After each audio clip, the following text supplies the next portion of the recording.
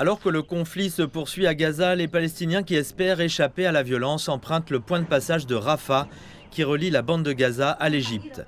La famille Barakat est l'une des nombreuses familles qui tentent encore de quitter Gaza pour trouver un endroit sûr et à l'abri des bombardements israéliens. Cependant, leur tentative se heurte à de nombreux obstacles. Nous essayons de partir pour chercher une vie meilleure qui ressemble à la vie normale que nous vivions avant, au moins pour nous sentir en sécurité avec notre famille, loin de la guerre qui fait rage ici et de ces fléaux.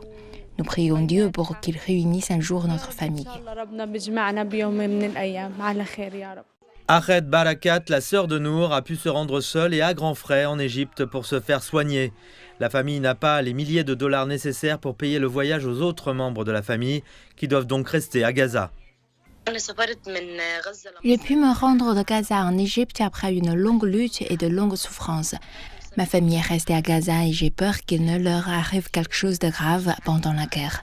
Je pense toujours à eux et je ne peux pas vivre sans eux. C'est notre destin d'être séparés puisque je suis en Égypte et qu'ils sont toujours à Gaza sous les bombardements de la guerre. J'espère que nous pourrons trouver une solution et les avoir ici avec moi. Et le point de passage de Rafah a été reconnu par le traité de paix entre Israël et l'Égypte en 1979.